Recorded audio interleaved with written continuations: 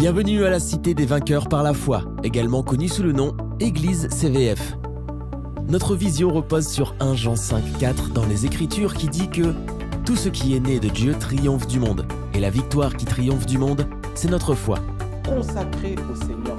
C'est pourquoi nous prêchons la parole de foi qui transforme le chrétien en vainqueur. Le pasteur Emmanuel Diko Ngwama, enseignant et spécialiste de la parole de foi, est en charge de ce ministère qu'il a fondé en 2014 sur l'instruction du Seigneur. Bien-aimés dans le Seigneur, bonjour. Je suis dans la joie de partager la parole de Dieu avec vous. Ce matin, nous allons étudier la notion de la volonté. Et tu remarqueras que ta volonté, en réalité, te définit pleinement. Amen. On va prendre un passage dans Luc chapitre 6, le verset 46 dans la version, second 21. Luc chapitre 6, verset 46. C'est un passage très simple, mais que tu dois connaître et que tu connais déjà. Pourquoi m'appelez-vous Seigneur, Seigneur, et ne faites-vous pas ce que je dis? Amen. Jésus parle ici, il parle à ceux qui sont autour de lui, ses sympathisants, ceux qui le suivent, les Juifs, les pharisiens. Il dit, pourquoi tu m'appelles Seigneur et tu ne fais pas ce que je te dis? Bien-aimé, ici on est au centre de la vie chrétienne. En d'autres termes, pour Dieu, ce qui est important pour nous, c'est d'être sauvé. Mais pour être sauvé, tu dois faire de Jésus-Christ ton Seigneur et ton Sauveur, n'est-ce pas? Et le terme Seigneur, ça signifie Kyrios, propriétaire de ta vie. Mais il dit, tu ne peux pas déclarer que je suis le propriétaire de ta vie alors que tu n'obéis pas à mes commandements. Et l'obéissance, c'est la clé. L'obéissance, c'est la manifestation de ta volonté. Et ta volonté t'identifie. Ça veut dire quoi? Ça veut dire que si je suis enfant de Dieu et que Jésus-Christ est mon Seigneur, en réalité, je ne m'appartiens plus, je lui appartiens. En réalité, ma volonté ne m'appartient plus et appartient à Christ. Dis avec moi, étude de la volonté. La volonté est un compartiment de notre âme, mais qui nous caractérise et qui influence notre destinée comme jamais. Ça ne sert à rien de dire « Jésus est mon Seigneur, je suis chrétien », mais si ta volonté ne dépend pas de Jésus. En d'autres termes, lorsque tu n'obéis pas à ses commandements, lorsque tu n'obéis pas à sa parole, lorsque tu n'es pas connecté à l'Église, lorsque tu ne mènes pas une vie de sanctification, tu ne lui appartiens pas. Et de facto, il n'est pas ton Seigneur. Je l'ai dit l'autre jour, je le répète, si Jésus est ton sauveur uniquement, tu as des chances d'aller au paradis. Je dis bien chance. Des chances. Pas sûr. Mais s'il est ton Seigneur, obligatoirement, tu le verras au ciel. Est-ce que quelqu'un me comprend? Donc le plus important, ce n'est pas dire que Christ est mon sauveur. Le plus important, c'est d'abord de faire de lui ton Seigneur. Et dans ce combat-là, l'élément qui fait de Jésus ton Seigneur, que tu sois identifié comme un véritable chrétien, c'est la volonté. Dis avec moi la volonté. La volonté nous permet d'appartenir au Seigneur même quand ça ne nous plaît pas. Alléluia. La semaine passée, on a vu les caractéristiques du chrétien psychique. Celui à qui Jésus a dit, viens, suis-moi. Il dit, laisse-moi d'abord enterrer mon père. Viens, suis-moi, laisse-moi d'abord. On a vu tous ces d'abord-là. Ceux qui sont attachés à l'argent, ceux qui sont attachés à la famille, ceux qui sont attachés aux relations, ceux qui sont attachés au monde. Et dans ce même passage, dans Luc, Jésus dit, celui qui commence à avancer avec moi et qui regarde en arrière n'est pas encore prêt pour le royaume. Alléluia. N'être pas encore prêt pour le royaume, ça signifie que Christ n'est pas encore véritablement ton Seigneur totalement. Est-ce que l'Église me comprend? La volonté est un élément capital de l'âme. On ne peut pas étudier la notion de l'âme sans commencer par la volonté. Nous verrons les émotions, nous verrons aussi l'intelligence. Mais On commence toujours par la notion de la volonté. Alors, Jésus dit, ça ne sert à rien de déclarer que je suis ton Seigneur si tu ne m'obéis pas. La Bible nous explique cette réalité. La crainte de l'Éternel est le commencement de la sagesse, n'est-ce pas? Et la crainte de l'Éternel, comme tu le sais, est composée de 3 éléments. C'est le respect de Dieu que nous avons pour lui parce qu'il est Dieu. Nous l'aimons parce qu'il nous a aimés le premier. Ce respect et cet amour se manifestent par notre obéissance à sa parole. Si tu ne lui obéis pas, tu ne crains pas Dieu. Est-ce que l'Église me comprend jusque-là? La crainte de l'Éternel est le commencement de la sagesse. Elle se manifeste par notre obéissance. Donc on voit bien ici que l'obéissance est la démonstration visible de ta volonté au-dedans de toi. Amen, amen. Amen, amen. Et l'Église dit même pas amen. Amen, amen. Ok. On va aller dans Genèse chapitre 1er, verset 26. Dans la version Summer. Genèse chapitre 1er, verset 26. Je rentre maintenant dans le développement de la notion de la volonté. On ne pourra pas finir aujourd'hui. Il y a beaucoup de choses à voir, mais on va y aller pas à pas. Et vous allez comprendre pourquoi cette notion ne peut pas être négligée. Nous devons connaître et maîtriser ces réalités-là. Ok, allons-y. Et Dieu dit, faisons les hommes pour qu'ils soient notre image, ceux qui nous ressemblent. Qu'ils dominent sur les poissons de la mer, sur les oiseaux du ciel, sur les bestiaux, sur toute la terre et sur tous les reptiles et les insectes. Ok. Donc ici le Seigneur dit, faisons l'homme à notre image et à notre ressemblance. Il y a une autre version qui dit, faisons les êtres humains à notre image et qu'ils nous ressemblent vraiment. Il y a 2 notions importantes à saisir ici. La première, quand Dieu dit à notre ressemblance, ça veut dire à la nature de Dieu. Dieu est esprit et nous sommes esprit. C'est pour ça que nous définissons l'homme, que l'homme est d'abord quoi? Esprit. Ensuite, qu'il nous ressemble vraiment, il y a la notion de caractère. Et s'il y a une chose qui caractérise Dieu dans son caractère, c'est que Dieu est libre et il a créé l'homme à son image, à sa ressemblance. Ça veut dire que l'homme est libre. Est-ce qu'on me comprend? Parce que souvent on nous pose la question, on dit, mais si Dieu est bon, pourquoi dans le jardin il a mis l'arbre de la connaissance du bien et du mal et l'arbre de vie? Il aurait dû simplement mettre l'arbre de vie et puis c'est tout, il n'y aurait pas eu tous ces problèmes. Mais en réalité, ce raisonnement ne tient pas la route parce que Dieu veut que nous lui appartenions librement. Est-ce qu'on me comprend? Pour que nous puissions lui obéir librement. Et le Seigneur va encore plus loin. On va lire un autre passage, toujours dans la version Summer, Genèse chapitre 2, versets 16 à 17, s'il te plaît.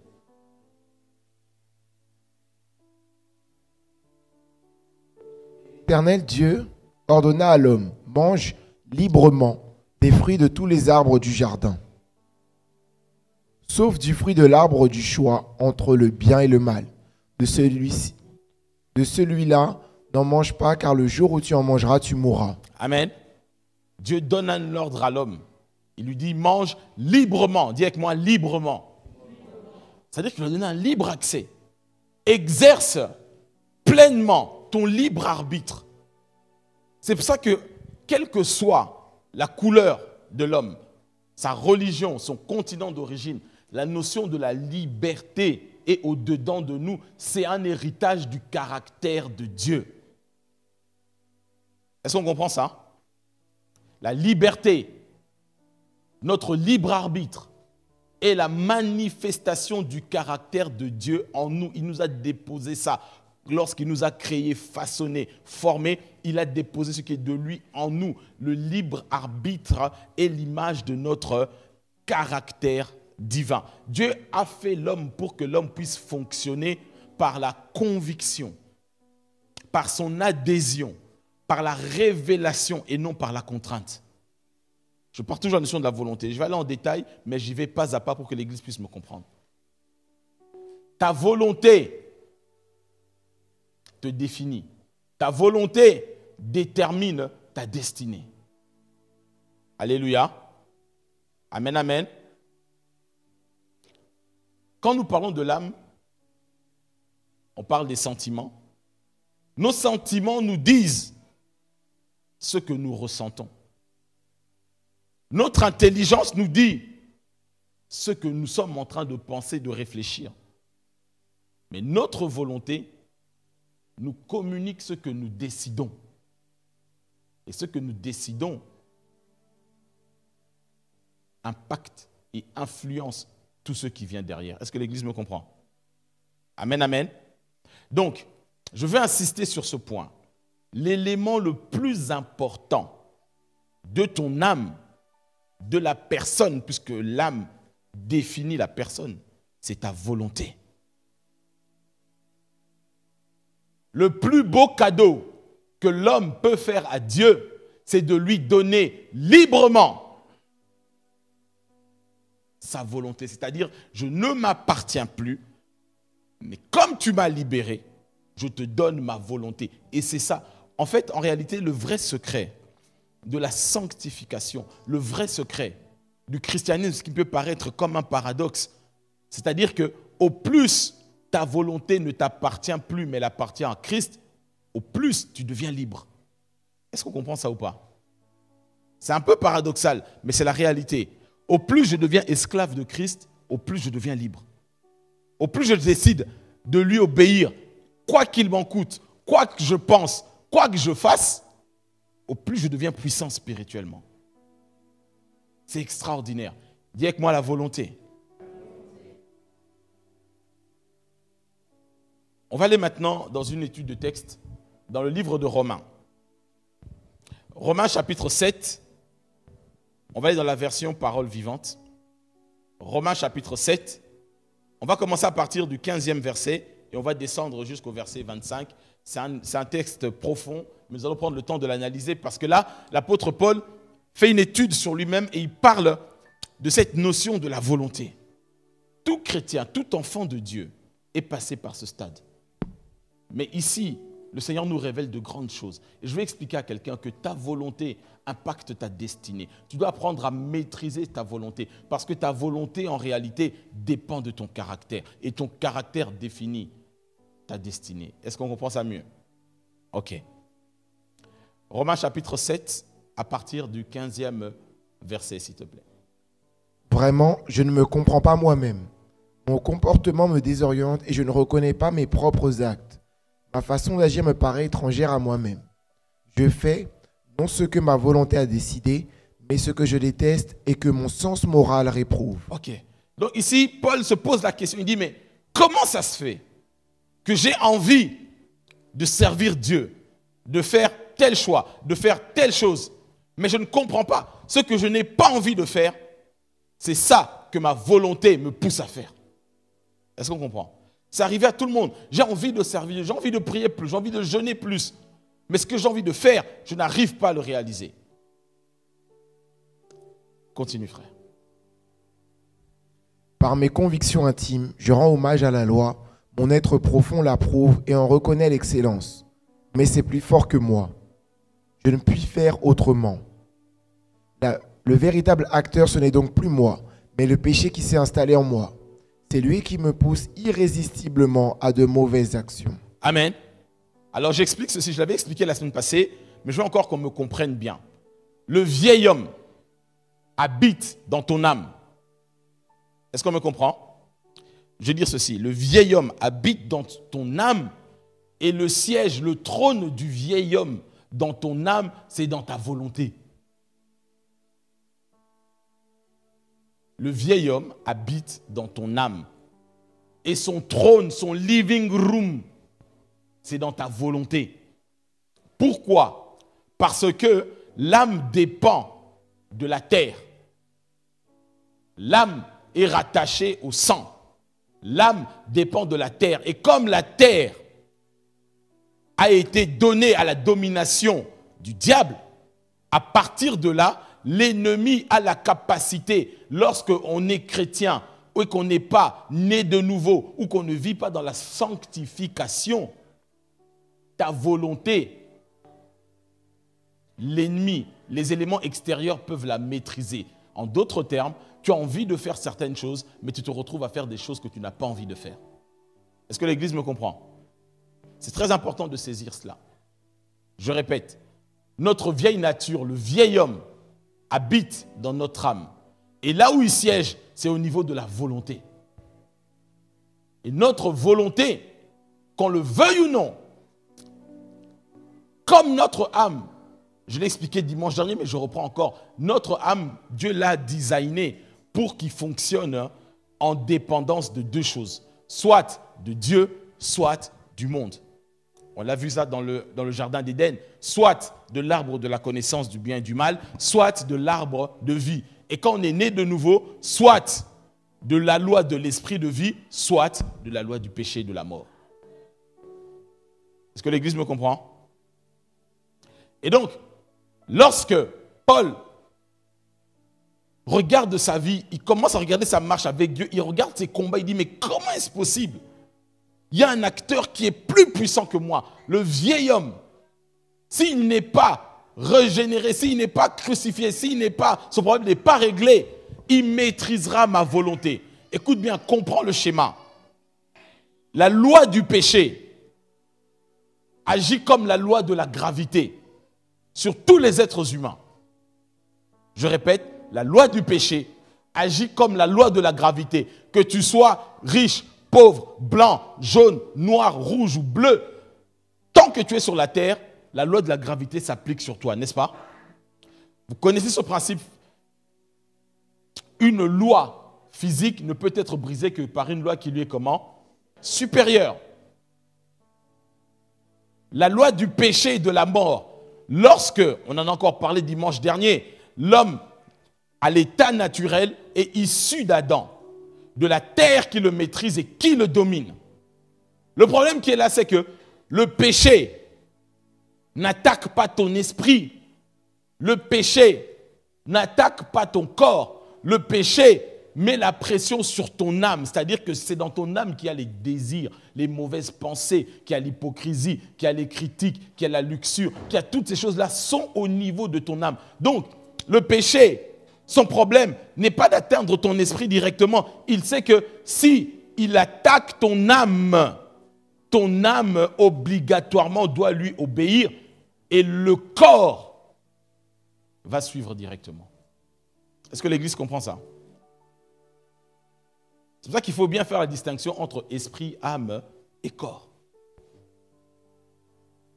Paul ici, il dit, mais il y a un acteur. Ce n'est donc plus moi, mais c'est le péché qui s'est installé en moi. Il s'installe où? Dans ton âme, ou plus précisément, dans la volonté. Et celui qui te pousse irrésistiblement à faire de mauvaises actions. Est-ce qu'on comprend ça? On va aller dans Romains chapitre 6, ensuite on revient au chapitre 7. Donc on revient un peu en avant. Romains 6, 6, on reste dans la version parole vivante. Alléluia. Alléluia. Comprenons donc que l'homme que nous étions autrefois a été cloué à la croix avec le Christ afin que le péché soit réduit à l'impuissance. Ok. L'homme que nous étions autrefois, dis avec moi, c'est le vieil homme. La vieille nature que nous portons, on ne peut pas la soigner. On ne peut pas la convertir. Le vieil homme, la seule solution que Dieu a trouvée pour traiter le vieil homme, c'est de le crucifier à la croix. Est-ce qu'on comprend? C'est pour ça qu'il dit, nous devons comprendre cette réalité. Le vieil homme doit être cloué à la croix afin que le péché soit réduit à l'impuissance. Qu'est-ce qui faisait la puissance du péché? C'est le vieil homme qui lui est soumis. Le vieil homme non régénéré. C'est pour ça qu'on arrive à dire, mais c'est plus fort que moi. J'arrive pas à chaque fois. Je retombe dans les mêmes péchés. J'ai envie de laisser tomber, mais je n'y arrive pas. Tu n'y arriveras jamais tant que le vieil homme est vivant. Tant que la vieille nature n'a pas été clouée à la croix et il y reste à la croix, tu ne peux pas. C'est pour ça que Paul explique que lorsque Christ est venu régler le problème de l'humanité, Christ n'est pas venu tuer le corps, Christ n'est pas venu tuer l'esprit, mais il a pris le vieil homme. Quand la Bible dit que j'ai été crucifié avec Christ, ce n'est pas ton esprit, mais c'est le vieil homme qui est en toi qui a été mis à la croix. Est-ce qu'on comprend? Parce que la nature du vieil homme a été soumise au péché à partir de Genèse chapitre 3. Et Genèse chapitre 3, tous les êtres humains qui sont nés en Asie, en Australie, en Amérique, au pôle Nord, au Chili, au Japon, ils sont tous soumis à cette loi de la gravité. Et ce qui fait la puissance du péché, c'est que le péché maîtrise ta volonté. Est-ce qu'on comprend? Tu veux devenir un chrétien stable, constant et qui évolue tout le temps. Laisse Christ maîtriser ta volonté. Le plus grand combat que Jésus a eu à mener, c'était dans le jardin de Gethsémani. C'était là que s'est passée la victoire en secret. Je dis toujours à ceux qui aspirent à servir Dieu, le ministère se fait dans le secret. Ce que vous voyez prêcher devant la chair, chanter, c'est 20%. 80% du ministère se fait dans le secret. C'est pour ça que Jésus dira, lorsque tu pries, rentre dans ta chambre, là où personne ne te voit. Et ton Père céleste qui te voit te récompensera publiquement. Jésus dans le jardin, là où il n'y avait personne, le sommet culminant du combat de Golgotha, ce n'était pas la croix, c'était dans le jardin. Lorsque Jésus rentre dans le jardin, il dit « Mon âme est triste jusqu'à la mort », n'est-ce pas? Et lorsqu'il commence à prier, il dit « Père, si c'est possible, que cette coupe s'éloigne de moi, mais pas selon ma volonté, mais selon ta volonté. » Et c'était là la vraie victoire. La vraie victoire, c'était lorsque Christ a décidé que sa volonté à lui, Jésus, il la met de côté pour obéir à la volonté du Père. Et c'est là où le vieil homme de tous les êtres humains, passés, présents et à venir, ont été greffés en Jésus. Et lorsque Jésus est parti à la croix, il a gagné le véritable salut de l'homme en gagnant la volonté. Est-ce que ça va jusque-là? Ok. Donc, comprenons donc que l'homme que nous étions autrefois a été cloué à la croix avec Christ afin que le péché soit réduit à l'impuissance et que le corps, regarde-moi comment la Bible dit, et que le corps, instrument docile du péché, dis avec moi, le corps est un instrument docile du péché. C'est-à-dire que notre corps physique n'a pas le choix. Le péché ne vient pas directement mettre la pression sur ton corps. Il n'en a même pas besoin. Dieu nous a façonnés pour que l'âme soit le centre de gravité. Et le centre de gravité du centre de gravité, c'est la volonté. Est-ce qu'on comprend? Je répète, Dieu a façonné l'homme pour que l'homme puisse fonctionner avec son âme. Son âme, c'est son intelligence, c'est sa personnalité, c'est ses émotions, c'est sa volonté. L'âme est le centre de gravité de l'être humain. Mais dans le centre de gravité, il y a un point névralgique qu'on appelle le centre de gravité du centre de gravité, c'est la volonté. Et donc, le péché, il soit réduit à l'impuissance. Ça veut dire que dès que le problème du vieil homme est réglé, le problème du péché aussi est réglé. Et Dieu savait qu'on ne pouvait pas changer ni convertir. C'est pour ça que tu ne peux pas venir à Christ en gardant tes anciennes habitudes, ton ancienne mentalité mi-monde, mi-chrétien. Ça ne marche pas. Ce qui est du monde doit mourir. C'est ce qu'on a vu encore dans le livre de Romains, chapitre 15, quand on nous dit que ce qui est enterré, c'est ce qui est psychique de la vieille nature, et ce qui revient à la vie, ce qui est ressuscité, ce qui est de l'esprit. Alléluia, Église. Amen, amen.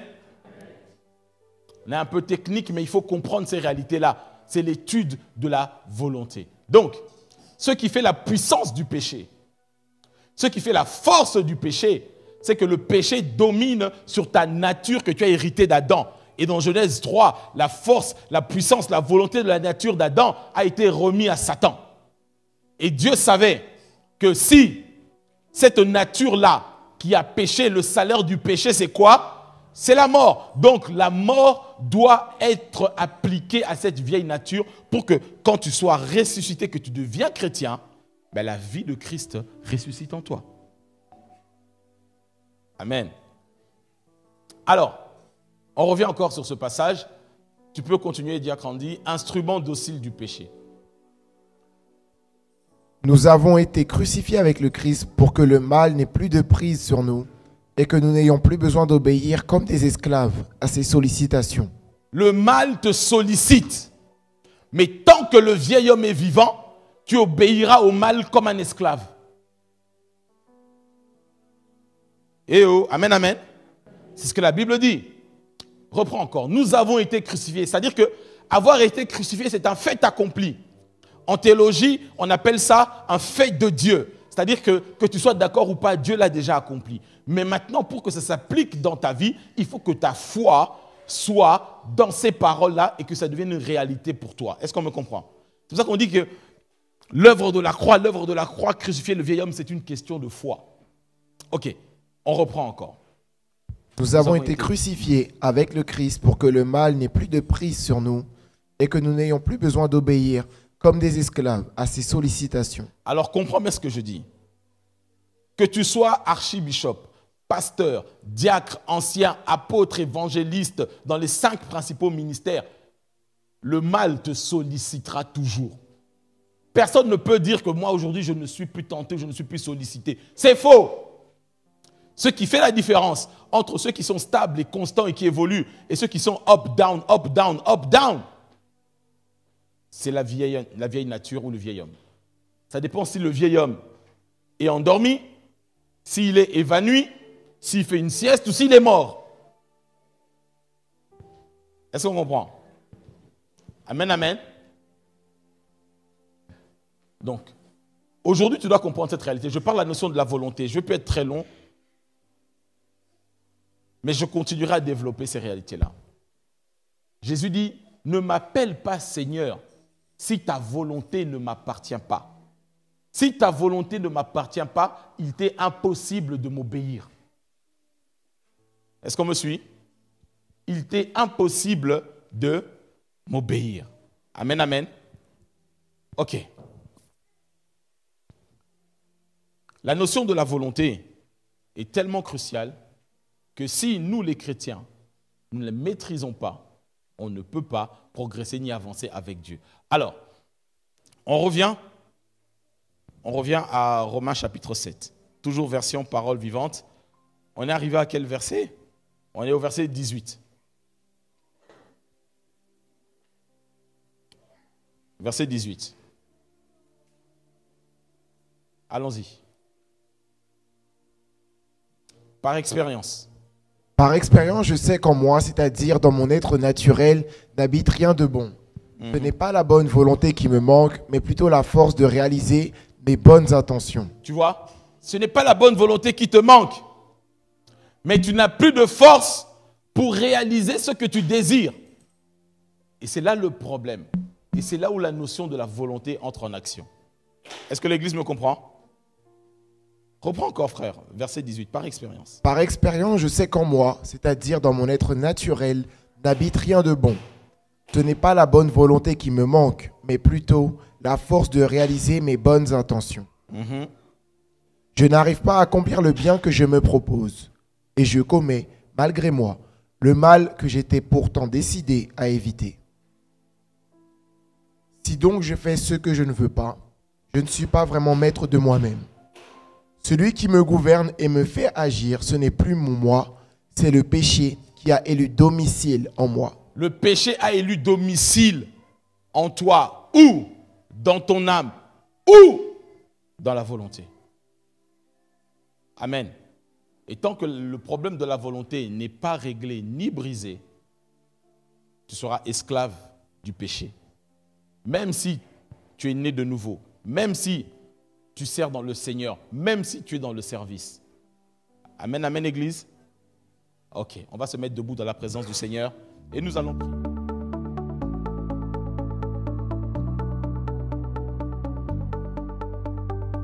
Bienvenue à la Cité des vainqueurs par la foi, également connue sous le nom Église CVF. Notre vision repose sur 1 Jean 5,4 dans les Écritures qui dit que tout ce qui est né de Dieu triomphe du monde, et la victoire qui triomphe du monde, c'est notre foi. Consacré au Seigneur. C'est pourquoi nous prêchons la parole de foi qui transforme le chrétien en vainqueur. Le pasteur Emmanuel Diko Ngbama, enseignant et spécialiste de la parole de foi, est en charge de ce ministère qu'il a fondé en 2014 sur l'instruction du Seigneur. Bien-aimés dans le Seigneur, bonjour. Je suis dans la joie de partager la parole de Dieu avec vous.